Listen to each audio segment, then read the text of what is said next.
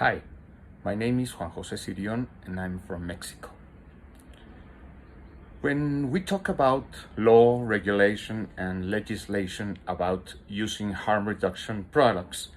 we usually center the discussion in the right to health and the freedom of choice, but there is another way to justify legally the inclusion of nicotine alternative devices into legislations and stop irrationally attempts of prohibitions with arguments based on human rights. We can see that the Universal Declaration of Human Rights that was proclaimed by the United Nations General Assembly in Paris on December 10th of 1948 was drafted by representatives with different legal and cultural backgrounds from all regions of the world, and it has been translated into over 500 languages,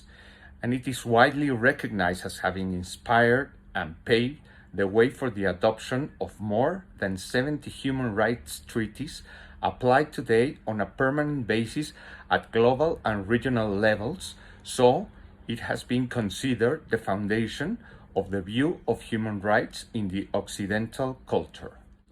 The Article 22 of this Universal Declaration of Human Rights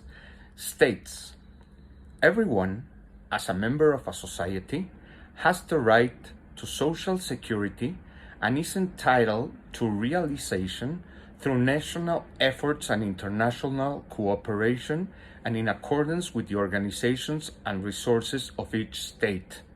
of the economic, social, and cultural rights indispensable for his dignity and the free development of his personality." So it is said that the free development of the personality is a part of the human rights protection.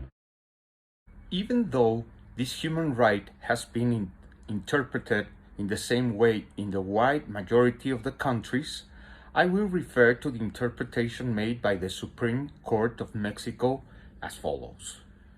According to the Supreme Court in Mexico, free development of personality has to do with dignity,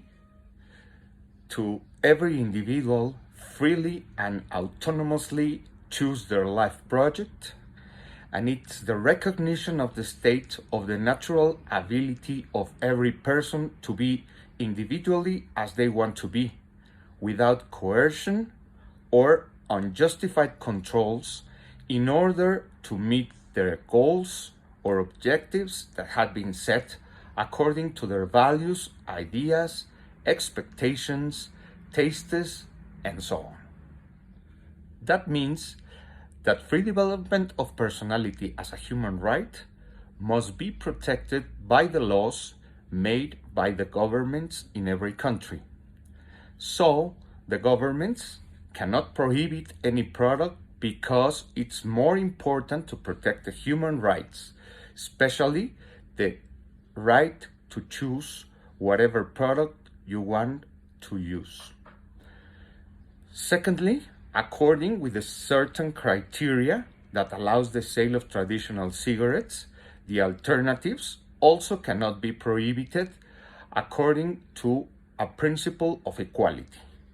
And every people is legally entitled to consume any product knowing its harm effects and with the exercise of free will. So, as a conclusion, we can say that the free development of personality is a human right recognized and referred in the Universal Declaration of Human Rights.